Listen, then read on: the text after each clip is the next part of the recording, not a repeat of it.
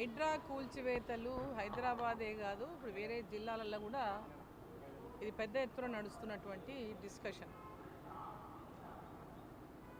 హైడ్రా కూల్చివేతల పైన అందరి పట్ల ఒకే రకమైనటువంటి న్యాయం చేయాలని చెప్పింది.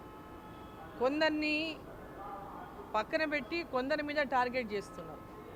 దీంట్లో కొంతమంది అపార్ట్మెంట్స్ ఒకటికో బీదోలం కూడా మేము చేస్తున్నాం అనేటటువంటి చూపేటటువంటి ప్రయత్నం చేస్తున్నారు. అంటే ఏదో మేము చాలా న్యాయంగా చాలా చిత్తశుద్ధితో చేస్తున్నామని చూపించుకునేటువంటి ప్రయత్నం చేస్తున్నారు. సో ఈరోజు ఎవరికి నోటీసులు ఇవ్వకుండా కొన్ని చోట్ల, కొందరికేమో టైం ఇస్తూ కొన్ని చోట్ల, అసలు వాళ్ళ హైడ్రా అనేటటువంటి అంశం అనేది ఈ రాష్ట్ర ప్రభుత్వం మిగతా అనేక అంశాలను పక్కన పెట్టడానికే, దృష్టి మరల్చడానికే హైడ్రాని తీసుకొచ్చిందనేది. ఇప్పటికిప్పుడు హైడ్రా పైన ఈ రాష్ట్ర ప్రభుత్వం గతంలో ఇప్పుడు అధికారంలో ఉన్నటువంటి కాంగ్రెస్ పార్టీ ప్రభుత్వం కానీ ఇప్పుడున్న ముఖ్యమంత్రి గారు కానీ గతంలో వారు ఏం మాట్లాడినో ఒకసారి వారు మాట్లాడిన మాటలే ఒకసారి తీసి రివైండ్ చేసుకొని చూసుకోవాలి. అవన్నీ యూట్యూబ్లో సేవ్ అయ్యే ఉంటాయి. మరి ఏం మాట్లాడిండ్రు గతంలో? ఉన్న పళంగా వాళ్ళ నిరాశ్రయులను చేయడం అనేది ఎంతవరకు న్యాయం?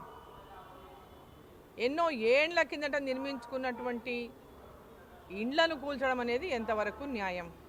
గతంలో వారేం మాట్లాడింది కదా, వారికి నోటీసులు ఇవ్వండి, పెనాల్టీలు ఇవ్వండి, గవర్నమెంట్ దానికి ఏమైనా రుసుము వసూలు చేయండి. ఇప్పుడు ఎప్పటి నుంచో కట్టుకున్నటువంటి కట్టడాలు ఎన్ని ఉన్నాయి? నూతన కట్టడాలు ఎప్పటి నుంచి ఉన్నాయి? మరి పాత కట్టడాల విషయం ఏంది?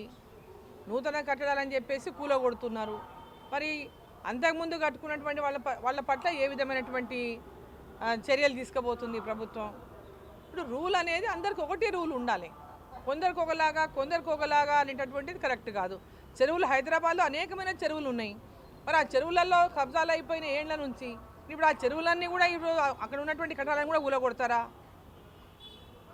ఏ రకమైనటువంటి నిర్ణయం తీసుకోబోతున్నది రాష్ట్ర ప్రభుత్వం? ప్రజల దృష్టిని పూర్తిగా ఈ రాష్ట్రం అప్పుల కూపంలో ఉన్నటువంటి ఈ రాష్ట్రాన్ని ప్రజలకు అనేక హామీలు ఇచ్చి మభ్యపెట్టి వాటి పట్ల దృష్టి మరల్చడం కోసమనే ఈ హైడ్రాని తీసుకొచ్చి హైదరాబాద్ని అంతా బెంబేలెచ్చిచ్చేసారు. హైదరాబాద్కి ఇప్పుడు ఎవరన్నా కొత్త వాళ్ళు వచ్చి రియల్ ఎస్టేట్ వచ్చి కొత్త డెవలప్మెంట్ రావాలంటే కూడా ఈరోజు భయానకమైనటువంటి పరిస్థితి హైదరాబాద్లో ఏర్పడింది. హైదరాబాద్ యొక్క అభివృద్ధి ప్రశ్నార్థకంగా మారిపోయింది. ఇవాళ హైదరాబాద్కి రావాలా ఎవరైనా కొత్తగా అంటే ఏం జరుగుతుందో ఏందో ఉన్న భవనాలు ఉంటాయా పోతాయనేటటువంటి పరిస్థితి ఏర్పడింది. ఒక భయానక వాతావరణాన్ని అలా హైదరాబాద్లో సృష్టించింది ఇప్పుడున్నటువంటి ప్రభుత్వం. హైడ్రా అనేది కేవలం హడలెత్తించి భయపడి వాళ్ళకు సంచులు తీసుకొచ్చి ఇచ్చేయాలి, రేపు రాబోయేటటువంటి ఎన్నికల్లో ఆ సంచులను పైన ఉన్న వాళ్ళ పార్టీకి మోయాలని ఈ హైడ్రాని తీసుకొచ్చిండ్రు. అంతకంటే వేరే లక్ష్యం ఏం జిల్లా కనబడతలేదు. కేవలం ఈరోజు టోటల్గా చూసుకుంటే కనుక ప్రధానంగా అధికారంలో ఉన్నటువంటి రాష్ట్రాలు ఏమైనా ఉంటే పక్కన కర్ణాటక, తర్వాత తెలంగాణ. ఇక్కడి నుంచే ఢిల్లీకి సంచులు పోవాలి. ఇక్కడి నుంచే వాళ్ళ కాంగ్రెస్ పార్టీని రేపు పొద్దున అన్ని రాష్ట్రాలు ఎన్నికల్లో గెలవడానికి నిధులు కావాలంటే ఇక్కడి నుంచి వాళ్ళు సమకూర్చాలి. దాంట్లో భాగంగానే ఇవాళ అదరాబాదరాగా కొన్ని ప్రాజెక్టులకు వాళ్ళకి కావాల్సిన వాళ్ళకు టెండర్ లోపలే ఇచ్చుకోవడము, లోపలనే వాళ్లకు ఆ ప్రాజెక్టులను కట్టబెట్టడము. కేసీఆర్ టీఆర్ఎస్ ప్రభుత్వానికి మించినటువంటి అవినీతిని ఇప్పుడున్నట్టు రాష్ట్ర ప్రభుత్వం చేస్తూ ఉంది. అంతకు మించినటువంటి అవినీతి ప్రయాణాన్ని ఈరోజు కాంగ్రెస్ పార్టీ చేస్తూ ఉంది.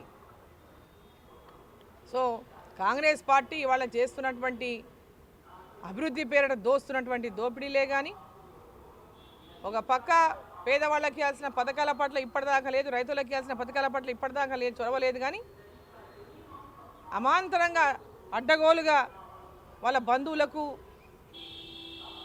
టెండర్లు కట్టబెట్టడము, ప్రాజెక్టులు ఇవ్వడము, కొత్త ప్రాజెక్టులకు టెండర్లు వాళ్ళకి కావాల్సిన వాళ్ళకు అనునాయులకు ఇచ్చుకోవడము, వాళ్ళ పార్టీలు ఉన్నటువంటి వాళ్ళకి ఇచ్చుకోవడము, వాళ్ళకు మద్దతు ఇచ్చినట్టు వాళ్ళకి ఎన్నికల్లో సపోర్ట్ చేసిన వాళ్ళకి ఇచ్చుకోవడము.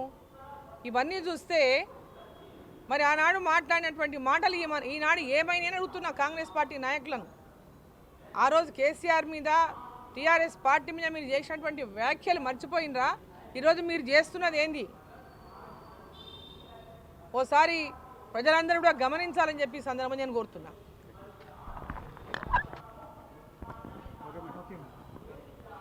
వక్ఫ్ పైన 2024 వక్ఫ్ యాక్ట్ 2024 అమెండ్మెంట్ బిల్ ఏదైతే పార్లమెంట్లో ఇంట్రడ్యూస్ చేసిండ్రో బిల్లుని, ఆ బిల్లు పైన జాయింట్ పార్లమెంటరీ కమిటీ రేపు హైదరాబాద్కు రాబోతున్నది. వివిధ రాష్ట్రాల్లో కమిటీ పర్యటిస్తున్నటువంటి నేపథ్యంలోనే రేపు తెలంగాణ కూడా ఆ కమిటీ రాబోతుంది. రేపు హైదరాబాద్లో ఆ కమిటీ మరి ఇక్కడ సమావేశం పెడతా ఉంది. దాంట్లో అనేక మంది వారి వారి అభిప్రాయాలు తెలపడానికి, వారి అభ్యంతరాలు తెలపడానికి, ఎవరైతే ఇప్పటికే మెయిల్స్ పంపించినారో, లెటర్స్ పంపించినారో కమిటీకి, వారికి అంతా కూడా కమిటీ రేపు మాట్లాడడానికి, వాళ్ళ అభిప్రాయాలు తెలపడానికి, అభ్యంతరాలు తెలపడానికి రేపు సమయం ఇస్తూ ఉంది. అదేవిధంగా ఎవరైనా రిప్రజెంటేషన్స్ కూడా కమిటీకి ఇవ్వాలనుకున్నటువంటి ఆర్గనైజేషన్స్ కానీ లేదా వ్యక్తిగతంగా కానీ వాళ్ళందరూ కూడా కమిటీకి వారి యొక్క రిప్రజెంటేషన్స్ కూడా రేపు ఇవ్వడానికి అవకాశం కల్పిస్తుంది. సో ముఖ్యంగా ఏంటంటే ఈ యొక్క అమెండ్మెంట్ బిల్లు 2024 వక్ఫ్ యాక్ట్ అమెండ్మెంట్ బిల్లు పైన అనేక అపోహలను, దుష్ప్రచారాన్ని పెద్ద ఎత్తున చేస్తూ ఉన్నారు కొందరు. ఈ యొక్క అమెండ్మెంట్ బిల్లు కనుక పాస్ అయితే వక్ఫ్ ల్యాండ్స్ అన్నీ కూడా కేంద్ర ప్రభుత్వం చేతుల్లోకి వెళ్ళిపోతామని, అదేవిధంగా మదర్సాలు గుంజుకుంటారని, మసీదులు గుంజుకుంటారని, కబ్రస్థాన్లు గుంజుకుంటారని, ఏవి మిగిలవని, అన్నీ లాగేసుకుంటారనేటటువంటి దుష్ప్రచారం ఏదైతే ముస్లిం సోదరులను రెచ్చగొట్టడానికి కొందరు చేస్తున్నటువంటి ప్రచారం ఏదైతే ఉందో, ఆ వక్ఫ్ ల్యాండ్స్ని కొందరు తమ యొక్క కబ్జాలలో పెట్టుకొని, తమ చేతుల్లో గుప్పిట్లో పెట్టుకుని మాట్లాడుతున్నటువంటి కొందరు మాత్రమే ఇటువంటి దుష్ప్రచారాన్ని చేస్తూ ఉన్నారు.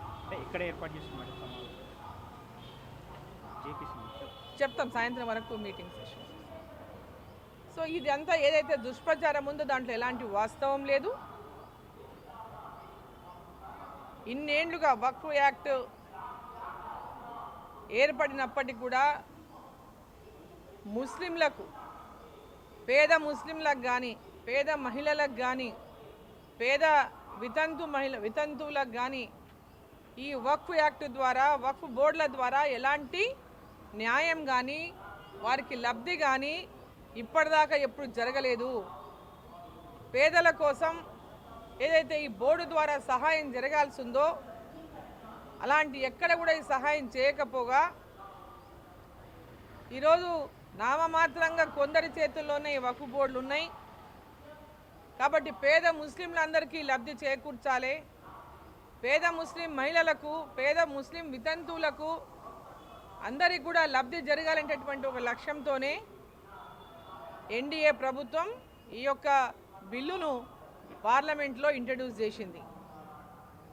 సో కాబట్టి ఇట్లాంటి ఏవైతే ప్రచారాలు, దుష్ప్రచారాలు చేస్తున్నో దాంట్లో ఎవరు నమ్మొద్దని, ఇది వారందరి యొక్క మేలు కోసమే ఈ యొక్క అమెండ్మెంట్ బిల్లును ఎన్డీఏ ప్రభుత్వం తీసుకొచ్చిందని నేను తెలుపుతున్నాను.